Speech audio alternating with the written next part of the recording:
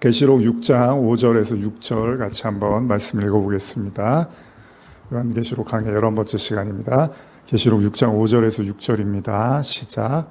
셋째 인을 떼실 때 내가 들으니 셋째 생물이 말하되 오라 하기로 내가 보니 검은 말이 나오는데 그 탄 자가 손에 저울을 가졌더라. 내가 내 생물 사이로부터 나는 듯한 음성을 들으니 이르되 한 데나리온에 밀 한 되요 한 데나리온에 보리 석 되로다. 또 감람류와 포도주는 해치지 말라 하더라. 오늘 아마 셋째인 넷째인까지 해서 검은 말 그리고 청황색 말 이렇게 아마 나누게 될 것 같고, 다음 주에 이제 마지막 6장 마무리를 하면 이제 그 다음 주부터 7장 말씀을 나눌 수 있을 것 같습니다. 지난주에 우리는 봉해진 두루마리를 펼자 기억나시죠? 한 주 우리가 지난주 이제 고난주간이어서 쉬었는데, 바로 예수 그리스도를 통해서 그 두루마리를 도대체 누가 펼 수 있을까 했는데, 예수 그리스도 어린 양 예수님을 통해서 이제 그 인이 하나씩 떼어지기 시작했고요. 동시에 등장한 흰 말과 붉은 말에 대한 말씀을 나누었습니다. 승리와 정복을 상징하는 흰 말과 또 전쟁과 사륙을 상징하는 붉은 말, 이 말들에 대해서 제가 여러분과 말씀을 나눴고, 기억나시나요? 화평에 대한, 예수님이 내가 화평을 주러 온 게 아니라 검을 주러 왔다. 그래서 집안의 원수가 바로 집안의 식구들이다. 뭐 이러면서 평화를 깨는 듯한 말씀을 하셨던 기억이 나시나요? 그러나 그것이 단순하게 평화를 깨기 위한 회방을 놓기 위한 것이 아니라 우리가 가지고 있는 가짜 평화를 다 깨버리고 진짜 평화를 주시기 위한 또 말씀이었다라는 것도 함께 나누게 되었습니다. 그래서 이런 모든 것들이 말씀으로 우리가 이제 이해를 했죠. 붉은 말이나 흰 말이나 이런 말들이 하나님의 말씀으로 우리에게 들이닥치게 되고, 그러나 우리가 그 말씀을 통해서 이제 어떻게 보면 심판도 환난도 당하게 되지만, 동시에 그 말씀의 의미를 깨닫게 되면서 이제 다시 한번 말씀을 통해서 새롭게 태어나고 이기게 하시는 그런 의미도 나누었습니다. 모든 말씀은 여러분 성도들을 구원하시고자 하는 그 사랑의 메시지라는 걸 항상 여러분들에게 강조드리는 겁니다. 그래서 좀 쉽게 여러분들이 생각하십시오. 대화하기 싫으면, 하나님의 말씀이라는 게 하나님의 말이라는 거잖아요. 그러니까 우리가 하나님의 말을 듣기 싫다는 건 그 사람과 대화하기 싫다는 거고, 그러면 그 사람과 함께하기가 싫다는 거잖아요. 그러면 쉽게 생각하면 여러분들이 하나님의 말씀을 좋아한다는 건 하나님을 좋아한다는 거고, 그 사람 말을 듣는 걸 좋아한다는 것이고, 그 사람과 함께하는 걸 좋아한다는 겁니다. 그러니까 어렵게 생각할 필요 없어요. 마치 말씀하면 굉장히 성스럽고 권위가 있고 무겁게 들리다 보니까 말씀하면 뭔가 거부감이 들고 하나님이 뭔가 무섭게 느껴지는데, 사실은 이미 아가서나 이런 말씀들 통해서 여러분들이 잘 아시는 것처럼 하나님은 우리를 친구, 연인, 또 자녀로 대하신단 말이죠. 그러니까 그런 말을 걸어 오신다라는 겁니다. 그럴 때 그걸 여러분과 제가 잘 받아들이고 소화해내면 그게 사랑이었다라는 걸 이제 알게 된다는 거고, 또 동시에 우리의 신앙과 믿음을 자라나게 하신다는 거죠. 오늘 본문은 이제 셋째 인을 뗀 후에 등장한 검은 말에 대한 말씀으로 시작을 합니다. 자, 검은 말 하면 어떤 생각이 드십니까? 앞서 나온 정복자 그 흰 말, 이기고 또 이기더라. 그리고 전쟁을 암시하는 붉은 말의 결과. 어떻게 보면 이 검은 말은 뭔가 이 땅에 어떻게 보면 이제 흰 말과 붉은 말이 암시하는 전쟁이잖아요. 일종의 전쟁인데, 그러다 보면 이 기근이 오겠죠. 자연스럽게 전쟁이 일어나면 당연히 기근이 오죠. 그러니까 마지막 때가 오면 세상을 정복하려는 자의 탐욕으로 말미암아 지금도 그렇지만 곳곳에 전쟁이 일어나고 있고, 그로 인해서 세상의 평화가 무너지게 되고, 그러면서 어떻게 보면 오게 될 이제 기근에 대한, 그래서 이 검은 말에 대한 해석을 일반적으로 이제 어떤 기근으로 이제 이해하기도 한다는 겁니다. 근데 우리가 단순히 이 말씀을 이제 미래에 일어날 어떤 일들만 생각하는 게 아니니까, 오늘날 지금 이 순간에 우리에게 적용할, 성도들에게 적용될 말씀으로 생각한다면 또 외부적인 요인으로만, 어떤 사건으로만 이해할 게 아니죠. 그리고 전쟁은 이미 계속 되어 왔고 지금도 되고 있고 앞으로도 분명히 일어날 것입니다. 그런 의미에서 영적인 전쟁의 의미로 이해한다면 이 기근도 영적인 개념으로 접근해 볼 필요가 있다는 거죠. 사실 독재자들과의 전쟁, 독재자들의 전쟁, 그리고 기근은 항상 있어 왔습니다. 사실 그러한 일들이 앞으로 또 일어나도 이상하지 않잖아요. 그 강도가 이제 더 세질 수는 있겠죠. 만약 그런 일이 우리가 사는 세상에서 일어난다 하더라도 항상 뭐라 그랬죠? 결국 죽는 거잖아요. 죽음이잖아요, 결과가. 무슨 말이냐면 최악의 경우에 누구나 이제 죽음이라는 건 예측이 가능하다는 거예요. 그렇다면 성도들에게 진짜 중요한 건 뭡니까, 여러분? 여러분들에게 진짜 죽음이 왔을 때 구원을 받았느냐, 받지 못했느냐, 이게 제일 중요한 거잖아요. 진짜 하나님의 살아있는 거듭난 성도인가의 문제가 더더욱 중요합니다. 누가 자기의 목숨을, 생명을 장담할 수 있겠습니까? 언제 어떤 일이 일어날지는 몰라요. 이런 말들도 여러분들이 와닿지 않으실 수 있지만 나가다가 무슨 일이 생길지 사람 일이 어떻게 장담할 수 있습니까?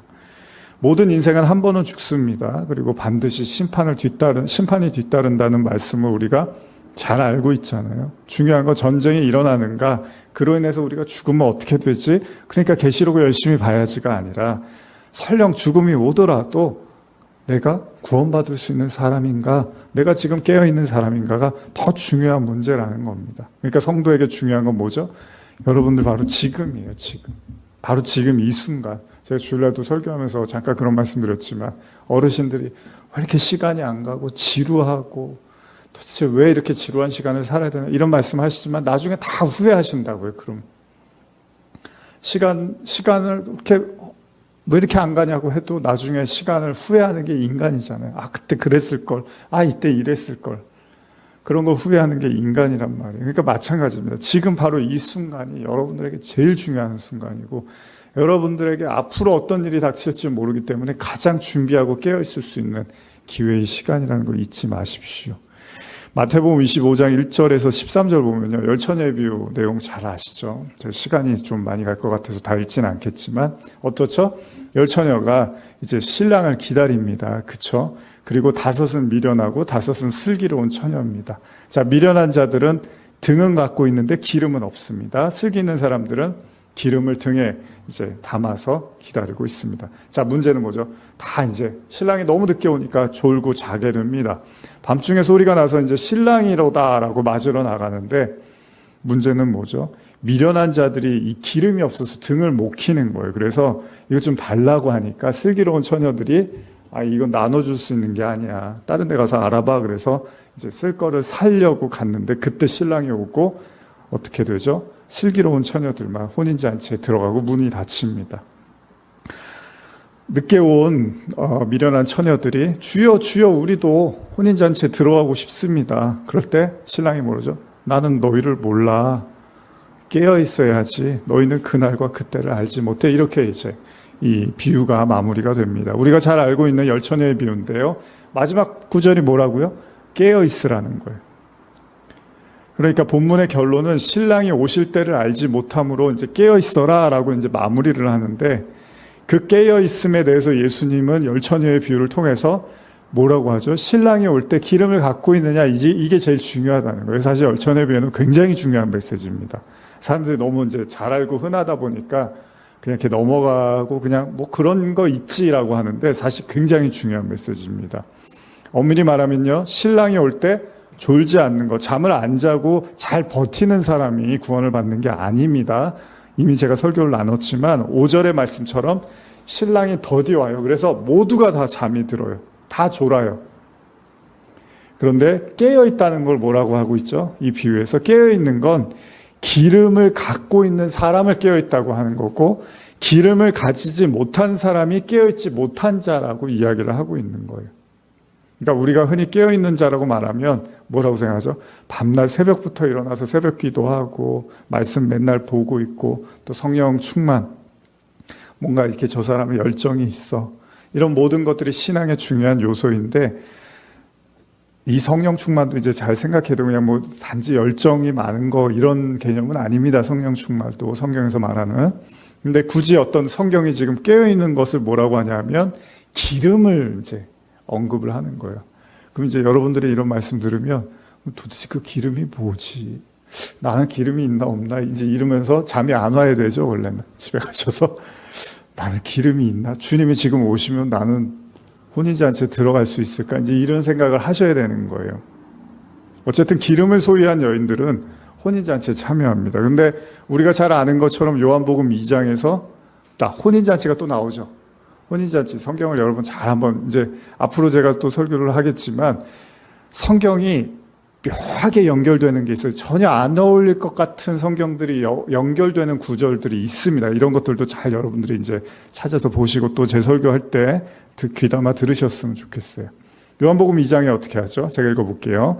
1절, 사흘째 되던 날 갈릴리 가나에 혼례가 있어 예수의 어머니도 거기 계시고, 요한복음이 2장부터 혼인잔치로 시작을 해요. 예수와 그 제자들도 혼례의 청함을 받았더니 포도주가 떨어진지라 예수의 어머니가 예수에게 이르되 저들에게 포도주가 없다. 자, 혼인잔치가 나옵니다. 또 예수님이 나중에 그 혼인잔치로 신랑과 신부를 비유를 하시죠. 자, 예수님이 가나의 혼인잔치에 참여합니다. 근데 문제가 생깁니다. 포도주가 떨어져 버렸어요. 자, 뭐 잘 아시죠? 그 당시에는 물이 너무나 귀해서, 지금도 그렇지만 이스라엘의 물이 귀해서 이제 포도주를 음료처럼, 물처럼 마신단 말이에요. 따라서 잔치에 포도주가 없다는 건 굉장히 곤란한 처지가 됐다는 거예요. 자, 그럼에도 불구하고 포도주는 야속하게 떨어져 버립니다. 자, 열처녀 사건하고 한번 연관을 지어보면 혼인을 기다리는 여인이 기름이 떨어집니다. 그들은 신랑을 볼 수 없고 결국 신랑으로부터 선택을 받지를 못해요. 그렇다면 요한복음 2장에서 혼인잔치의 내용과 연결해서 생각해 본다면 여기도 어때요? 이 혼인잔치에 포도주가 떨어져 버려요. 그래서 혼인잔치가 이제 망가지게 생겼어요. 어찌 보면 혼인잔치가 이제 엉망이 될 수도 있는데 이때 예수님이 기적을 통해서 자, 포도주를 제공해 주십니다. 포도주는 다시 만들어지고 이제는 인간이 만든 포도주가 아니라 주님이 만들어준 새로운 포도주가 잔치를 할 수 있도록 도와주게 됩니다. 자, 그렇다면 기름을 가진 처녀들의 이야기도요, 우리는 이제 이렇게 이해할 수 있는 거예요.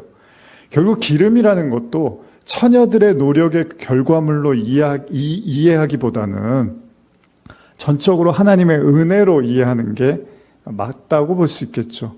중요한 사실은요, 성경이 굳이 마리아를 언급하면서 포도주가 떨어졌다는 사실을 주님께 요청한 이유는 마리아는 포도주의 한계, 즉 인간의 한계를 직시하고 있다는 것도 그렇게도 이해할 수 있다는 거예요. 무슨 말이냐면 여러분, 포도주가 떨어지듯이 기름이 없었던 처녀들이 이제 미련한 처녀라고 하는데 어떻게 하죠? 사러 가 그랬더니 사러 가려고 하죠. 그랬는데 슬기로운 처녀들은 이미 가지고 있었어요. 근데 사실 은혜의 관점에 보면 사고 팔 수 있는 게 아니었다는 겁니다. 사실 기름은. 그러니까 은혜의 개념으로 접근하면 슬기로운 처녀들은 은혜를 받은 자들로 볼 수 있다는 겁니다. 다시 말하면 기름을 가지지 못한 여인은 신랑을 기다리기에 합당하지 못하므로 그들은 기름을 구하였고 결국 기름을 소유하게 됐습니다. 그러나 등불만 들고 있던 여인들은 자신이 가진 것만으로도 충분하다고 여겼다는 거예요. 무슨 말이냐면요, 기름을 가지고 있지 않았음에도 불구하고 기름을 구하지 않았던 여인들이 바로 미련한 여인이고, 기름을 가지지 않았다는 사실을 알고 그 기름을 구한 자들, 그래서 기름을 소유하게 된 자들이 바로 슬기로운 자들이라는 겁니다. 그러나 그것만으로 신랑을 만나기에 충분한 것은 아니었습니다. 제가 가끔 운전하면서 안 좋은 버릇이 있는데, 제 기름이 아슬아슬할 때까지, 요즘은 좀 덜한데 예전에는 이제 초기에는 기름 넣는 게 이제 좀 돈 아끼려고 기름을 거의 이제 그 경고등이 들어올 때 이제 가서 기름을 넣고 그랬어요. 근데 나중에 알게 됐지만 이제 그게 차에 굉장히 안 좋은 영향을 끼친다는 거예요. 가까운 거리니까 이제 저는 뭐 멀리 안 다니니까 괜찮겠거니 생각을 했는데, 그러다가 이제 예전에 제가 저가 그 장인 장모님하고 같이 이렇게 가족들하고 지방에 갔다가 갑자기 이제 기름이 별로 없었어요. 그런데 기름을 이제 주유소에서 미리 넣고 어디 이제 이렇게 짧게 여행을 갔었는데, 기름을 미리 넣고 이제 갔어야 되는데, 이제 또 나오겠지 하고서 이제 주유소를 이렇게 그냥 지나쳐 버린 거죠. 근데 이제 그날 운전을 좀 많이 하다 보니까 밤이 되니까 이제 기름이 없다는 경고 표시가 이렇게 딱 뜬 거예요. 저녁에 이제 시골에는 주유소가 많지 않으니까 상당히 제가 이제 긴장을 하면서 어르신들 모시고 가족들하고 운전을 했던 기억이 나는데, 물론 다행히도 이제 차가 멈추지는 않았고요. 잘 도착을 했습니다. 그래서 그때 굉장히 아찔했던 기억이 나는데, 무슨 말이냐면 슬기로운 처녀는 자신이 가지고 있는 것만으로는 신랑을 맞이할 수 없다는 걸 알아서 하나님의 은혜를 구했고 그 기름을 이제 채웠다는 거잖아요. 근데 미련한 처녀는 자기가 가진 것만으로 충분히 구원이 가능하다고 생각했기 때문에 하나님의 은혜를 별로 구하려고 하지 않았다는 겁니다. 여기서 핵심은 뭡니까? 기름의 유무입니다. 근데 그 기름이 뭐죠? 사실 성령을 의미합니다. 그래서 아까 제가 성령 충만도 맞는 말이지만 이제 그걸 우리는 자꾸 뭔가 신학에 대한 열정으로 성령 충만을 이해하는데, 성령 충만은 그런 차원이 아닙니다. 어쨌든 간에 예수님께서도 이미 말씀하셨죠. 제가 뭐 작년에 이제 표어이기도 하고 주제이기도 했던 그 구절을 이제 같이 읽어드렸었는데, 누가복음 11장에 보면은 너희가 11장 13절 보시면 너희가 악할지라도 좋은 것을 자식에게 줄 줄 알거든 하물며 너희 하늘 아버지께서 구하는 자에게 성령을 주시지 않겠느냐, 이제 이런 말씀이 있죠. 자, 예수님이 성령을 구하라고 이제 누누이 말씀하셨어요. 작년 저희 이제 주제이기도 했는데, 그러니까 이스라엘 백성들은 이제 성령을 구하지 않고 율법만으로도 충분히 자신들이 구원받을 수 있다고 믿은 겁니다. 물론 이 성령 사건은 예수님이 이제 십자가에서 죽으시고 부활하신 다음에 이제 제자들에게 임하신 거니까 그 다음을 이제 이야기했을 때 제자들이 성령을 받고 복음을 전했지만은 이스라엘 유대인들은 이제 이해를 못했던 거죠. 왜냐하면 그냥 율법만으로는 구원이 충분히 가능하다고 믿었기 때문에 그냥 그들이 전하는 메시지나 가르침에 크게 귀를 기울일 필요를 못 느꼈습니다. 그런데 예수님은 그렇게 율법만으로는 안 된다. 자신의 보혈 그리고 정결케 하는 그 피로 구원을 받을 수 있다라고 이제 말씀을 하신 거고, 그래서 예수님의 십자가 사건이 중요한 거잖아요. 그래서 이걸 제자들이 열심히 전했단 말이에요. 그래서 베드로도 그렇고 바울의 설교도 보면 사도행전을 여러분 잘 보시면 계속 반복되는 말씀이 뭐냐면 너희들이 예수를 죽였다, 이 얘기가 계속 나오고 있습니다. 너희들이 예수님을 십자가에 못 박았어. 그래서 회개해. 이 얘기를 계속 반복을 해요. 그래서 죄에 대한 회개를 하고 너희들이 바로 그 예수님의 보혈로 말미암아 구원을 받아야 된다라는 말씀을 하면서 이제 이 성령에 대한 이제 가르침도 한단 말이에요. 근데 요한일서 5장 6절에서 8절에 보면은 이제 성령에 대한 구체적인 설명을 요한이 하고 있죠. 이는 물과 피로 임하신 이신이 곧 예수 그리스도시라. 물로만 아니요 물과 피로 임하셨고, 잘 들어보세요. 물과 피로 임하셨고 증언하는 이는 성령이시니 성령은 진리니라. 증언하는 이가 셋이니 성령과 물과 피라. 또한 이 셋은 합하여 하나니라. 그럼 그 얘기는 뭐예요? 여러분들이 예수님을 이제 물로, 피로, 그러니까 예수님의 물로, 예수님의 보혈로 씻김을 받았다는 게 이제 피잖아요. 근데 그거를 결국은 뭐가 입증해 주냐면 성령이 입증해 준다는 거예요. 그러니까 여러분들, 나는 예수님을 믿어서 예수님의 보혈로 구원받았어. 근데 그게 성령으로 증명해 준다는 거예요. 그러니까 성령이 내주할 때 그 피가, 그 물이 나를, 말씀이죠, 물은. 그 말씀과 그 피가 나를 씻겨줬다라는 걸 성령이 증언한다는 거예요. 실질적으로 여러분들이 예수님의 피로 정말 씻은 게 아니잖아요. 무슨 물을 여러분들이 이렇게 새로 받은 게 아니잖아요. 그게 결국은 성령으로 우리에게 증언하고 있다는 겁니다. 그러니까 자신의 진정한 부족함을 깨닫고 하나님께서 주신 어린 양의 피, 보혈을 의지한 자들, 즉 하나님의 성령이 그들에게 거하는 자들은 어린 양의 혼인잔치에 참여하지만 그렇지 못하고 여전히 자신이 가진 걸로 구원받으려고 하는 자는 그 혼인잔치에 들어갈 수가 없습니다. 그래서 또 다른 혼인잔치 임금의 그 혼인잔치의 청함의 비유를 보면 거기서도 또 예복에 대한 이야기가 나옵니다. 그러면서 혼인잔치에 우리가 예전에 나눴지만 혼인잔치에 사람들이 많이 왔어요. 왔는데 예복을 입고 오지 않았어요. 누가? 그러니까 저 밖으로 끌어내서 쫓아버리라고. 거기서 슬피 울며 이를 가게 될 거다라고 하는 게 하나님이 주신 거를 가지고 와야 되는 거예요. 그냥 우리 걸로 하나님 앞에 나가면 안 됩니다. 혼인잔치는 그렇게 간단한 얘기가 아닙니다. 하나님이 주신 걸 가지고 와야 되는 거죠. 그래서 그 기름, 그 성령 다 하나님으로부터 온 것들이고 그 하나님의 은혜를 구한 자들이 그런 것들을 가지고 올 수 있게 되는 거죠. 결국 혼인잔치를 가능하게 하는 건 예수님의 보혈. 그래서 이제 포도주로 예수님이 이제 만들어 주시면서 그 구원을 설명하신 거고요. 예수님께서 그래서 마리아에게 뭐라 그랬죠? 네가 나와 무슨 상관이 있느냐라고 말씀하신 거예요. 왜? 그때는 아직 십자가를 안 진 상태였기 때문에 마리아가 포도주가 떨어졌어요. 그랬더니 여자여, 네가 나와 무슨 상관이 있냐라는 건 그 피를 내가 흘리지 않았으면 아직 너하고 나하고는 아무 상관이 없다는 거예요. 아직 그 제사의 피를 흘리지 않았기 때문에. 우리도 마찬가지입니다. 어린 양의 피가 우리를 씻어내지 못한다면 우리도 하나님하고 아무 관계가 없는 자들이라는 겁니다. 근데 우리 안에 그 그리스도의 보혈, 그 성령이 거하시면 이제 출애굽기에 보시면 어떻게 하죠? 6월절 어린 양의 피를 문설주에 발랐을 때 그 이스라엘 백성들이 심판을 면하게 되는 거죠. 그 피, 그게 성령으로 거한다는 거예요. 쉽게 제가 말씀드리면. 그 피가 그냥 피가 나를 씻었지 이게 아니라 성령이 여러분들 안에 거해서 그걸 확증시켜 준다는 겁니다. 제가 이 얘기를 왜 계속하지? 오늘 본문하고 무슨 관련이지? 이런 생각을 하실 수 있어요. 다시 오늘 본문으로 가셔서 제가 5절과 6절을 한 번 더 읽어드릴게요. 셋째 인을 떼실 때 내가 들으니 셋째 생물이 말하되 오라 하기로 내가 보니 검은 말이 나오는데 그 탄 자가 손에 저울을 가졌더라. 내가 내 생물로부터 사이로부터 나는 듯한 음성을 들으니 이르되 한 데나리온에 밀 한 대요 한 데나리온에 보리 석 대로다. 또 감람류와 포도주는 해치지 말라 하더라. 자, 기근을 상징한다 그랬죠, 검은 말이. 자, 기근을 상징하는 검은 말을 탄 자가 저울을 가지고 있습니다. 그리고 그는 말합니다. 현대어로 제가 읽어드리면 앞부분을요. 그러자 내 생물 사이에서 이런 말이 들려왔습니다. 하루 품삯이 한 데나리온으로 고작 밀 한 돼, 아니면 보리 세 되를 살 뿐이다. 여기서 데나리온이 뭐죠?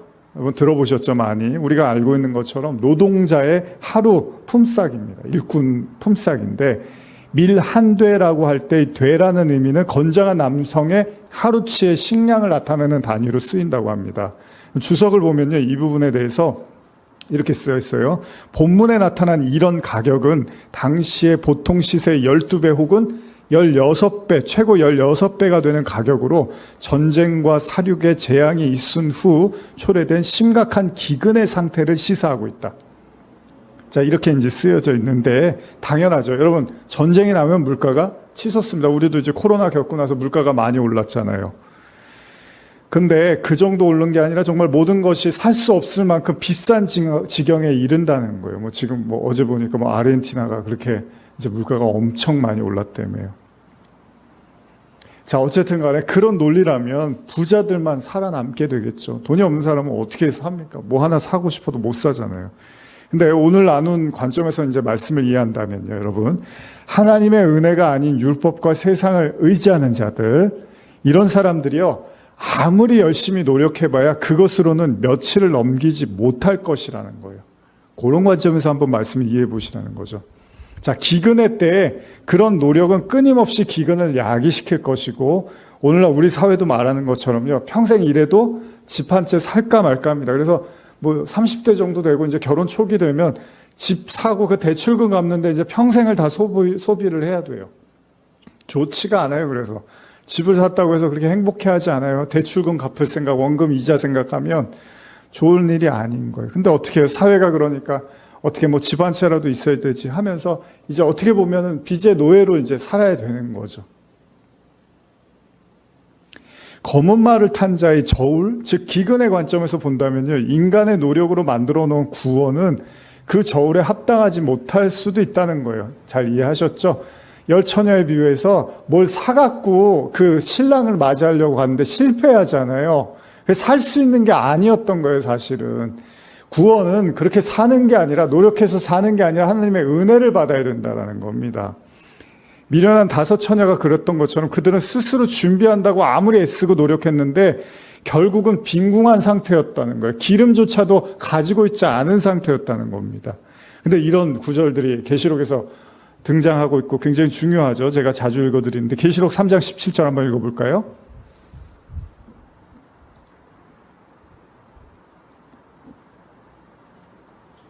계시록 3장 17절입니다. 시작. 내가 말하기를 나는 부자라 부요하여 부족한 것이 없다 하나 내 곤고한 것과 가련한 것과 가난한 것과 눈먼 것과 벌거벗은 것을 알지 못하는도다.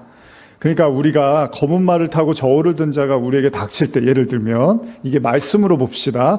그럼 우리가 가진 것을 내려놓고 하나님의 은혜, 즉 영원히 목마르지 않는 영원히 여러분 사마리아인에게 예수님이 말씀하실 때 뭐라고 그래요? 네가 주는 물은 계속 목이 마르지, 근데 내가 주는 물은 목마르지 않아, 이런단 말이에요. 근데 그 야곱의 우물에서 계속 목마르지 않으려면 물을 계속 마셔야 되죠. 마시면 마실수록 더 고달프단 말이에요. 근데 예수님이 영원히 배고프고 목마르지 않는 그 물을 주시겠다고 하는 거죠. 그게 뭡니까? 바로 예수님이 말씀하신 생수, 그게 바로 그리스도의 보혈, 성령이라는 겁니다. 그래서 6절 말미에 또 감람류와 포도주는 해치지 말라라고 이렇게 말씀하신 게 이렇게 기록되어 있다고 볼 수 있는 거예요. 감람류가 여러분 뭐죠? 올리브유란 말이에요. 이게 뭐예요? 이게 성령을 상징해요. 스가랴서나 이런 데 가보면. 그리고 포도주는 바로 우리가 혼인잔치에서 나눴던 그 포도주, 예수님의 보혈, 피, 이게 근데 피와 물과 성령이 하나다 그랬죠. 그러니까 이게 하나로 이해할 수 있으면, 그래서 그 저울에 달아보고 나서 어떤 자들에겐 기근이 오는데 어떤 자들에겐 해치지 말라고 하는 거예요. 우리가 잘 아는 열왕기상의 사르밧 과부 이야기 잘 아시죠? 사르밧 과부는 기근과 가난 속에서 있었습니다. 그래서 자기가 이제 먹을 마지막 기름과 그 마지막 가루, 이거 가지고 이제 이거 먹으면은 이제 하루 오늘 먹고 아들과 이제 죽을 수밖에 없겠다, 굶어 죽겠구나, 이런 생각을 하고 이걸 가지고 막 이제 떡을 만들려고 하던 참이었어요. 근데 엘리야가 어떻게 해요? 그거를 자기한테 달라고 합니다. 예전에도 제가 설교를 나눴지만은 열왕기상 17장 12절에서 14절 제가 읽어드릴게요. 그가 이르되 당신 하나님 여호와께서 살아계심을 두고 맹세하노니 나는 떡이 없고 다만 통에 가루 한 움큼과 병에 기름 조금뿐이라. 내가 나뭇가지 둘을 주워다가 나와 내 아들을 위하여 음식을 만들어 먹고 그 후에는 죽으리라. 그러니까 정확하게 알고 있어요. 사르밧 과부가 먹을 게 너무 없어서 이제 이거 한 번 먹으면 우리가 죽을 겁니다. 엘리야가 그에게 이르되 두려워하지 말고 가서 내 말대로 하려니와 먼저 그것으로 나를 위하여 작은 떡 한 개를 만들어 내게로 가져오고 그 후에 너와 내 아들을 위하여 만들라. 이스라엘 하나님 여호와의 말씀이 나 여호와가 비를 지면에 내리는 날까지 그 통에 가루가 떨어지지 아니하고 그 병에 기름이 없어지지 아니하니라 하셨는데, 이걸 여러분들이 가나의 혼인잔치하고 연결하면 이렇게 오버랩이 되는 거예요. 그들이 가진 걸 내려놓고 하나님 것을 소유하라는 거예요. 근데 은혜하면 아주 쉽죠. 열천의 비유처럼 은혜로 받은 거면 그거 쉬운 거 아니에요? 사고 자기 힘으로 기름 구하는 게 더 어렵죠. 저 사람들이 더 대단한 거 아니에요? 이렇게 생각할 수 있잖아요. 문제는 뭐냐면 그 하나님이 주신 거를 받으려면 어떻게 해야 돼요? 자기 마지막 것까지 내줘야 돼요. 새 집을 받으려면 헌 집을 줘야 돼요. 이 부분에서 이제 스트러글이 생기는 거예요. 이 문제가 생기는 거예요. 은혜면 너무 쉬운 거 아니에요? 그냥 거저 주시는데 그거 구원 못 받을 사람이 어디 있어요? 그게 아니에요. 내가 가지고 있는 걸 내놔야 되는 거예요. 과부와 아들이 가진 양식으로는 몇 날을, 아니 하루도 견디기 힘듭니다. 그들은 가난하고 기근 속에 있었습니다. 그럼에도 불구하고 이 보잘것없는 마지막 양식을 내놔야지만, 그럼 엘리야가 뭘 내놓으라 그래요? 치사하게. 그거 오늘 먹고 내일부터는 하나님이 기름도 밀가루도 통에서 끊이지 않게 해줄게, 축복합니다, 이러면 되잖아요. 그게 아니에요. 성경은 그 마지막 거를 내놓을 수 있어야지 하나님이 새 것으로 주신다는 거예요. 이건 다만 먹고 사는 문제를 하는 게 그렇다고 헌금을 마지막 재산까지 다 하십시오, 이런 얘기를 하는 게 아니라 이 마음의 문제에 대한 이야기를 합니다. 혼인잔치의 비유처럼 인간의 것은 한계가 있지만 하나님의 건 영원하고 지속된다는 것을 이제 교훈하는 거고, 그러기 위해서는 먼저 자신의 한계를 인정하고 하나님 앞에 내려놔야 된다는 겁니다. 우리가 이미 나눴지만 다니엘서 5장에는 바벨론의 이 벨사살 왕에 대한 심판이 나오죠. 그가 예루살렘 성전에서 탈취해온 기물들에다가 술을 넣어서 마시고 향락을 즐기고 있을 때 하나님의 손가락이 벽에 나타납니다. 그리고 그 심판을 알리는 글자가 쓰여지는데 그게 뭐였죠? 메네 메네 데겔 우바르신, 이런 글자가 써 있어요. 근데 이 뜻을 도무지 알 수가 없는 거예요. 이때 이제 다니엘이 등장을 해서 이거를 해석을 해줍니다. 자, 한번 제가 읽어드릴게요. 현대어 성경으로 다니엘서 5장 25절 이하인데, 저 벽에는 메네메네 데겔 우바르신이라고 쓰여 있군요. 메네라는 말은 숫자라는 뜻입니다. 숫자라는 말이 가르치듯이 하나님께서 임금의 나라가 지속될 횟수를 세고 계신다는 겁니다. 자, 언제 끝을 내버리실까 하고 계신다는 뜻이죠. 그러니까 하나님이 지켜봤다가 언제 멸망시킬지를 보고 계신다는 거예요. 무서운 얘기입니다. 그 다음에 데겔이라는 말은 무게라는 뜻이지요. 이 무게라는 말이 가리키는 뜻은 임금님을 하나님이 가지고 계신 저울에 달아보니 너무 가볍다는 거예요. 우리 잘 귀담아 들어야 되는 거예요. 너무 가볍다는 뜻입니다. 우는 그리고라는 뜻이며, 마지막으로 베레스라고 하는 말은 분열이라는 뜻입니다. 다시 말씀드려서 임금님이 다스리고 계신 이 베레스라는 건 이제 우바르신 할 때 바르신 이런 거하고 같은 의미로 보시면 돼요. 임금님이 다스리고 계신 이 제국이 두 동강이 날 것이라는 뜻이죠. 곧 메대와 바사로 갈라질 것이라는 말입니다. 괄호하고 베레스는 바르신의 단수 명사이다. 현대 성경에 이렇게 기록되어 있습니다. 이렇게 말을 끝나자 곧바로 벨사살 왕은 다니엘에게 왕족이나 입는 자주색 도포를 입히게 하였고 영예를 뜻하는 금목걸이를 목에 걸어주도록 명령하였다. 대단한 거죠. 이 말씀을 해석을 했으니까. 신의 손이 나타나서 글자를 쓴 걸 다니엘이 해석을 해버렸어요. 그러니까 당연히 칭송을 하겠죠. 물론 그 제국에서 세 번째로 높은 자리도 마련해 주었다. 그 다음 구절이 뭔지 아십니까? 그날 밤 바벨론 왕 벨사살은 살해되었고 메대 사람 다리오가 그 제국을 다스릴 왕권을 거머쥐었는데 이때 다리오의 나이는 62세였다. 자, 하나님의 저울에 벨사살을 달아보니까 너무 가벼워서 구원을 받을 수 없음을 말하고 있습니다. 오늘 계시록 본문으로 돌아가 보면 우리가 검은 말 탄 자가 저울을 가진 자, 즉 기근에 대한 이야기를 나누고 있잖아요. 기근이 우리에게 닥치면 우리는 당연히 양식을 찾기 마련입니다. 그런데 성경에서 말하는 구원, 성경 구원에 관한 책이잖아요. 이건 마치 예수님이 사탄과의 시험에서, 여러분 어떻게 하죠? 예수님 배가 고파요. 저도 지금 이제 배가 고픕니다. 예수님 배가 고픈데 기도하시다가 40일 금식을 하셨어요. 사탄이 뭐라 그럽니까? 야, 돌을 떡으로 만들어서 먹어. 그리고 사람들에게 나눠줘. 그럼 사람들이 칭송할 거야. 근데 예수님이 뭐라 그래요? 사람이 떡으로만 사느냐? 하나님 말씀으로 산다. 이렇게 말씀하십니다. 기근이 오면요, 우리는 닥치는 대로 우리의 배를 불릴 수 있다고만 한다면 먹을 걸 찾겠죠. 그런데 예수님은 빵이 아니라 말씀을 선택하십니다. 진정한 생명은 하나님의 말씀, 즉 성령을 통해서만 가능하다는 걸 우리에게 보여주고 있는 거예요. 말씀만이 진짜 살 길이라는 거예요. 지난주에도 제가 나눈 것처럼 붉은 말을 탄 자는 이 땅에서 화평을 무너뜨린다고 합니다. 그런데 공교롭게도 예수님도 동일한 말씀을 하세요. 자, 우리는 그것을 통해서 어떻게 하죠? 거짓된 화평, 우리가 진짜 평화를 소유하려면 그 말씀을 통해서 가짜 화평을 인정하고, 아, 이게 잘못된 거였구나, 이게 거짓이었구나라는 걸 인정함으로써 진정한 평화를 받아들이면 됩니다. 제일 중요한 거예요. 그러니까 중요한 건 뭡니까? 재앙을 통해서 우리의 부족함을 채워나가면 되는 거죠. 자, 한번 7절, 요한계시록 6장 7절에서 8절 한번 계속 읽어볼까요? 시작. 넷째 인을 떼실 때에 내가 넷째 생물의 음성을 들으니 말하되 오라 하기로, 내가 봄에 청황색 말이 나오는데 그 탄자의 이름은 사망이니 음부가 그 뒤를 따르더라. 그들이 땅 4분의 1의 권세를 얻어 검과 흉년과 사망과 땅의 짐승들로서 죽이더라. 자, 이제 우리는 넷째 인과 아울러서 등장한 청황색 말을 잠깐 나누려고 하는데, 이 청황색 말이라는 것도 여러분들이 잘 와닿지 않을 수가 있습니다. 이 원어를 보면요, 누르스름하면서 푸른 빛을 뜬다라고 해요.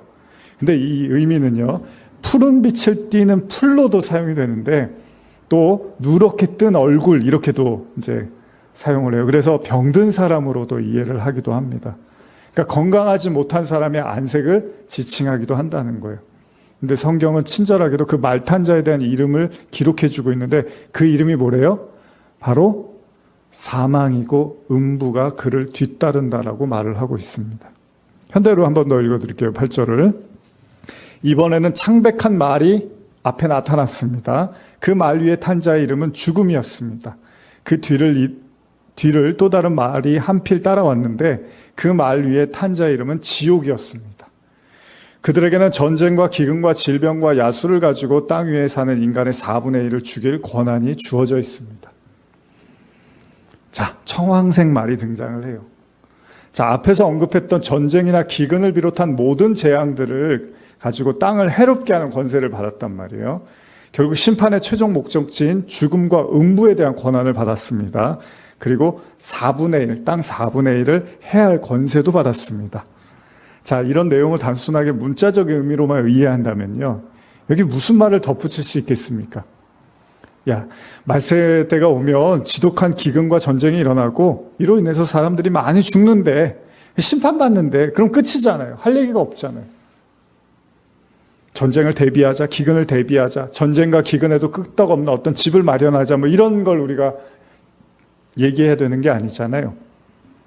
가끔 제가 기독교 방송 보다 보면 요즘 뭐 다른 방송에서도 많이 나오는데 아프리카에서 일어나는 그 가난과 질병, 뭐 전쟁, 기근 이런 거 많이 나오잖아요. 그래서 도와주자고 이제 전화번호가 나오죠. 물이 없고 먹을 게 없고 질병을 치료할 수 없어서 매우 고통스럽게 살아가는 사람들 우리가 봅니다. 그래서 그들을 돕자고 한 통화의 전화를 이제 걸라고 광고를 합니다. 그렇습니다. 사실 우리 현실에는 그렇게까지는 우리는 아니라고 생각하잖아요. 근데 아프리카에서는 굉장히 흔하게 볼 수 있는 광경입니다. 여러분, 그들은 날마다 전쟁을 목격하고 있고요. 총을 들고 싸우는 모습을 어렵지 않게 봅니다. 먹을 것이 없어서 진짜 흙을 먹고 사는 사람들도 있습니다. 물도 여러분 아시죠? 이 마실 물이 없어서 이 물 한 잔 마음껏 마실 수가 없습니다. 이 광고 속에서 구정물을 먹는 사람들을 우리는 쉽게 볼 수 있습니다. 저 물을 먹어도 되나 싶은데 그 물 먹고 또 죽어요.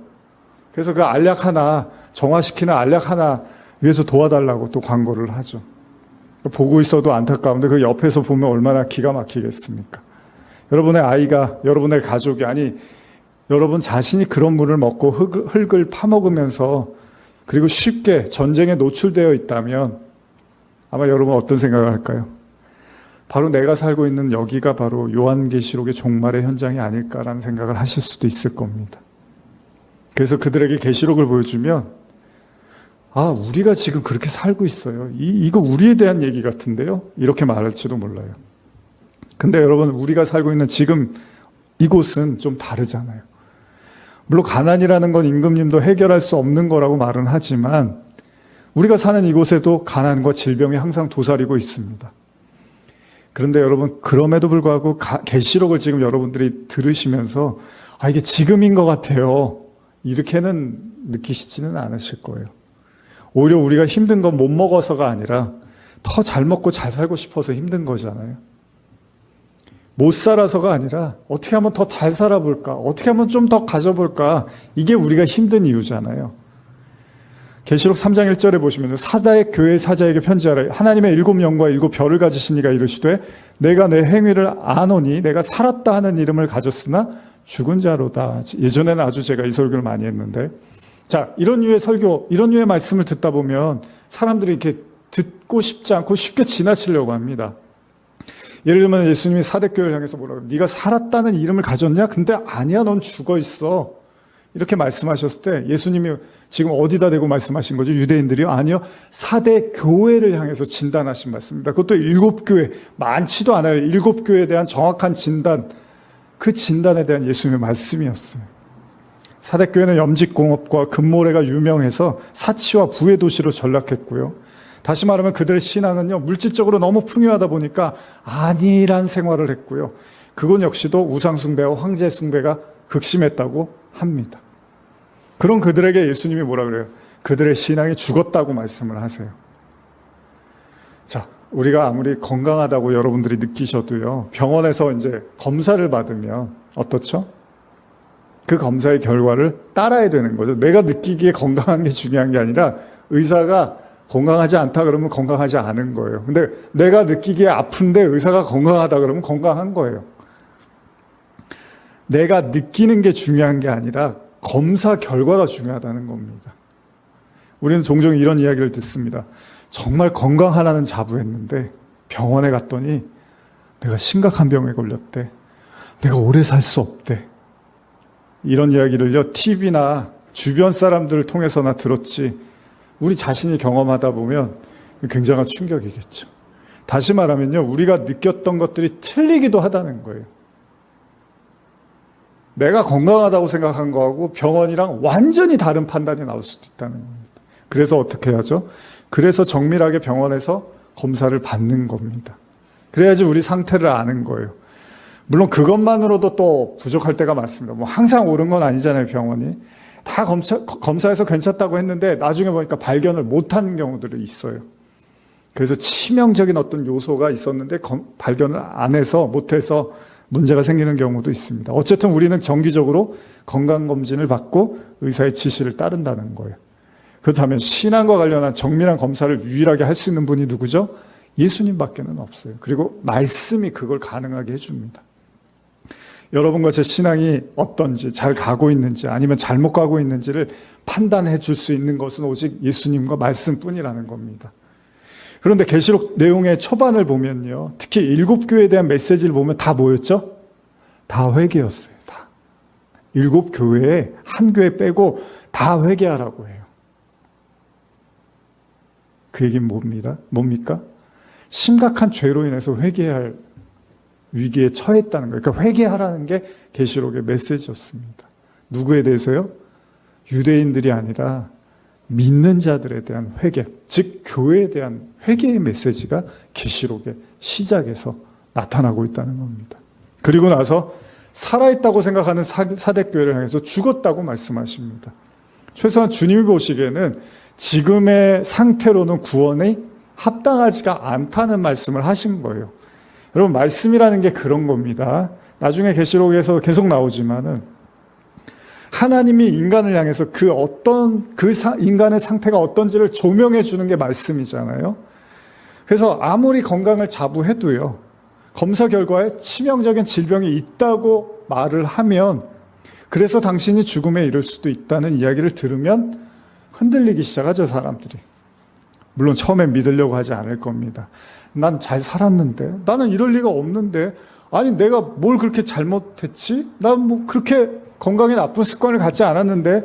그러다 보면 이제 그럼 가족은 어떻게 해야 되는 거야? 나 어떻게 살아야 돼, 남은 인생은? 말하면서 애통해하고 괴로워하게 되겠죠. 그런데 그런 그에게 가장 중요한 게 뭐죠? 자, 그걸 알았어요, 들었어요, 인정했어요. 그럼 뭐 해야 되는 거죠? 치료를 받아야 되는 거죠. 그가 살기를 원한다면 그가 할 수 있는 모든 방법을 다 동원해서 질병을 치료할 수 있도록 노력하는 게 당연지사입니다. 뭐 그거밖에 할 수 있는 게 없잖아요. 그렇다면 하나님의 말씀을 듣는 사람은 어떻죠? 만약 사대교회를 향해서 너희가 산자인데, 너희는 산자라고 생각하는데 사실은 죽은 자야. 자, 이 말씀을 들었어요. 그럼 그들은 어떻게 반응해야 되죠? 계시록의 핵심 단어가 뭐죠? 회개. 그럼 이제 모든 걸 돌이켜서 회개를 해야 된다는 거잖아요. 예수님이 니고데모에게 뭐라고 하시죠? 너 구원받을 줄 알았냐? 아니다. 지금으로선 너는 구원받을 수가 없어. 물과 성령으로 거듭나야 돼. 그러면 어떻게 해야 되는 거예요? 원점에서 다시 생각해야 되는 거죠. 그래서 계시록의 7교회 중에 첫 교회 에베소 교회에 예수님이 뭐라 그럽니까? 처음 사랑을 버렸다고도 말씀하셨는지도 몰라요. 다시 시작하라는 거죠. 다시 생각하라는 거예요. 원점에서. 에베소 교회 예수님이 처음 사랑을 이야기한 것처럼 원점으로 다시 돌아가서 생각해야 될 필요들이 있을 경우도 있다는 거죠. 유대인들이 예수님의 말씀을 한참 듣고 뭐 사도들의 말씀도 들었지만 사람들이 이제 이거를 원치를 않는 것 같아요. 다시 처음 그 사건도 뭐 저도 이제 꼬꼬무나 이런 거 계속 그래도 가끔 보고 하는데 보면 누가 범인일 것 같은데 나중에 보면 다른 사람인 경우들이 많이 있잖아요. 그러면 형사들이 항상 어떤 자세를 취하냐면 다시 이제 이 사람이 범인인 줄 알았는데 아니었어요. 그러면 어떻게 하죠? 다시 원점에서 이제 다시 시작한단 말이죠. 다시 생각해요. 그러다 보면 다시 이제 사건의 실마리가 이렇게 풀어지는 걸 보는데, 신앙도 여러분, 뭐 제가 이런 말씀드리면 여러분 어떤 생각 하실지 모르지만 저도 수없이 항상 하나님의 말씀이 떨어지면 다시 처음 원점에서 생각했던 때가 참 많았던 것 같아요. 내가 이 정도 달려왔으니까 요 선상 위에서 생각해야지가 아니라 다시 처음 자리에서 내 신앙을 돌아보고 생각했던 때가 많이 있었던 것 같아요. 그러나 사람들이 그렇지가 못하잖아요. 우리는 우리 신앙에 대해서도 굉장히 스스로 속단할 때가 많이 있습니다. 세례 요한이요, 유대인들을 향해서 뭐라 그럽니까? 너희들이 임박할 환란이 있어. 근데 자신들은 전혀 감지를 못했어요. 물론 우리도 마찬가지입니다. 그래서 요한이 이런 말을 하죠. 마태복음 3장 10절에 이미 도끼가 나무 뿌리에 놓였으니 좋은 열매를 맺지 아니하는 나무마다 찍혀 불에 던져지리라. 현대어로 읽어드릴게요. 하나님께서 내리치실 심판의 도끼가 이미 열매 없는 모든 나무 뿌리에 놓여 있다. 그런 나무는 다 찍혀서 불 속에 던져질 것이다. 이제 이렇게 얘기를 하지만 유대인들의 귀에는 하나도 들리지가 않는 거예요. 전혀. 왜? 처음으로 돌아가서 그런 생각을 하고 싶지도 않고 할 필요도 못 느끼는 거죠. 이미 심판의 도끼가 모든 나무 뿌리에 놓여져 있대요. 세례 요한은. 믿음의 눈을 떠야지만 볼 수가 있습니다. 하나님의 도움을 통해서 세상에 보는 눈이 열려야만 이게 보이겠죠. 예수님도 진작 말씀하십니다. 요한복음 3장 18절. 그를 믿는 자는 심판을 받지 아니하는 것이요 믿지 아니하는 자는 하나님의 독생자 이름을 믿지 아니함으로 벌써 심판을 받았다고 해요. 제가 강조하는 구절이죠. 앞으로 심판이 될 게 아니라 이미 심판을 받고 있다고 하는데, 이걸 원점에서 보지 않으면 내가 심판을 받고 있는 건지 아닌지조차도 모르고 있다는 거예요. 이게 이제 세례 요한이 유대인들 향해서 했던 말씀이라는 거죠. 여러분, 우리는 죽어야지 심판이 일어날 거라고 생각하지 않아요. 제가 뭐 자주 말씀드리지만, 그러나 멀쩡히 건강하게 살던 사람도 갑자기 중한 질병이나 예고치 않은 사고를 당하기도 합니다. 우리는 그제서야 이런 고난이 나하고 무관하지 않다는 것을 이제 알게 됐고, 바로 내 옆에 있었던 것이었구나라는 걸 직감하게 되는 거죠.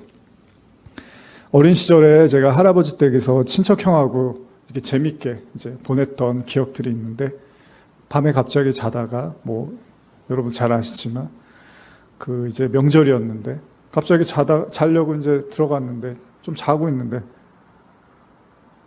그때 소식을 듣게 되죠. 어머니가 교통사고가 났다고.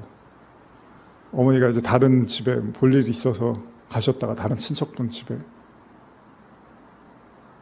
그 어린 시절에 굉장히 큰 충격을 제가 받게 됐고, 그 조금 전까지도 아주 건강하시던 어머니가 중환자실에서 누워서 의식도 잘 차리지 못하는 모습을 보게 됩니다. 제가 그때 막 화장실 들어가서 막 계속 구토하고 그랬거든요. 굉장히 충격을 크게 받았죠. 도저히 상상이 가지 않았습니다. 믿을 수가 없었죠.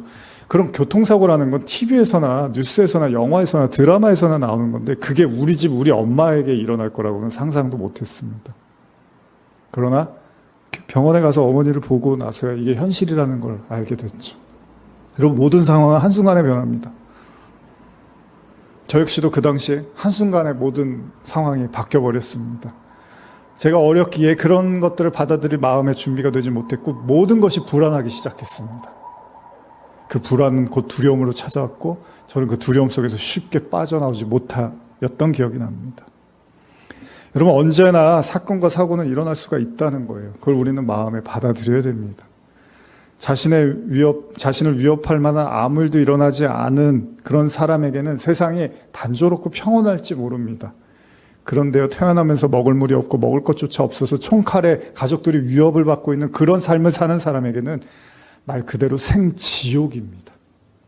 같은 시간, 같은 지구상에 살고 있어도요, 모두 다 다른 시간을 살고 있다는 거예요. 다른 세상을 살고 있다는 겁니다. 심지어 지금까지 그 후유증으로 고통받는 어머니의 세상을 저는 다 이해하지 못합니다. 누누이 강조하지만 계시록의 시간을 단순히 인간의 수평적 시간으로 이해하지 않아야 될 필요가 있다는 거예요. 죽어야지 죽음을 이해할 수 있을 거라는 일반적인 개념의 죽음으로만 이해하지 말고요. 예수님이 죽었다고 얘기했을 때 도대체 무슨 얘기를 하고 싶었는지를 이해해야 될 필요가 있다는 겁니다.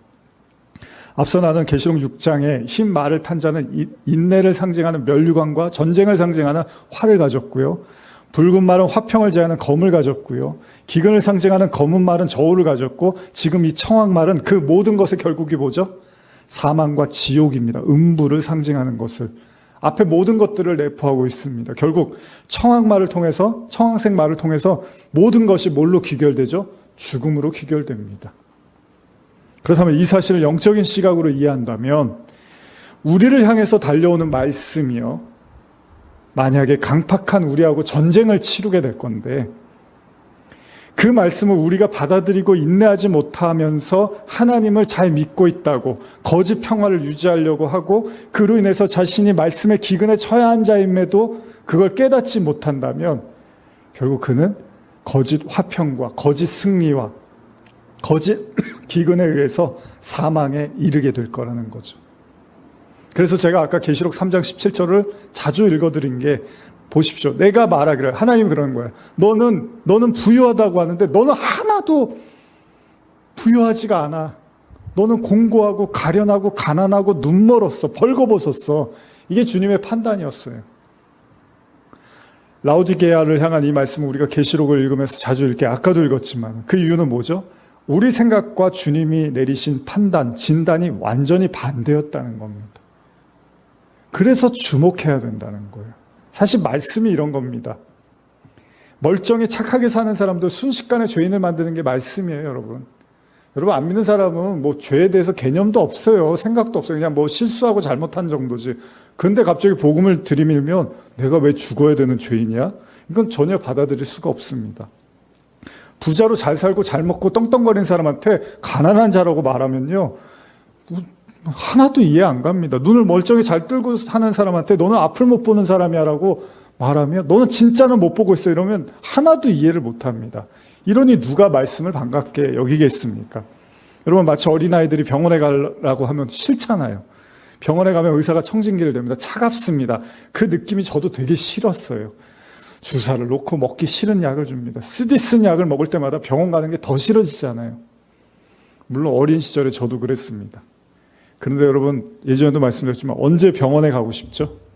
병원에 가고 싶을 때가 생깁니다. 언제죠? 너무 아플 때.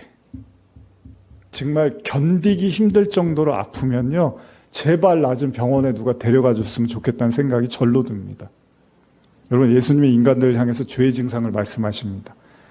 그런데 인간에게는 하나도 와닿지 않아요. 들리지 않아요. 영적 전쟁보다는요, 눈에 보이는 전쟁이 훨씬 더 진짜 같고 치열하고, 이건 먹고 사는 문제잖아요. 영적인 죽음은 뭐 죽어야 하지 않은 거지. 그거 뭐 중요해. 육적인 죽음이 훨씬 중요해요. 건강이 중요하고 먹고 사는 문제가 중요합니다. 영적인 가난함 하나도 중요하지 않습니다.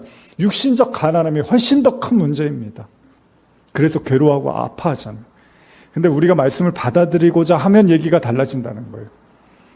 흰 말 탄 자가 우리의 내면을 정복하기 위해서 전쟁을 벌일 때, 우리가 힘들어도 그 말씀을 인내로 참고 받아들이고자 한다면, 자, 그리고 아까도 말씀드린 우리가 가진 평화가, 화평이 거짓임을 붉은 말 탄 자를 통해서 깨닫게 되고 진짜 하나님의 평화를 구하게 된다면, 또 내가 말씀의 기근에, 영적인 기근에 허덕이고 있었음을 발견하게 된다면, 내가 가지고 있는 말이 한없이 가벼운 말이었다는 걸 깨닫게 된다면, 그리고 결국은 내가 죽어있는 사망과 음부에 갈 수밖에 없는 자임을 인정하게 될 때, 그때 여러분과 제가 말씀이 구원이 되고 생명이 되고 빛이 된다는 겁니다. 사실 어렵지 않은 이야기입니다. 근데 이게 하루아침에 이루어지지가 않아요. 그래서 이 전쟁을 여러분과 제가 계속 치르는 거예요, 신앙 내내.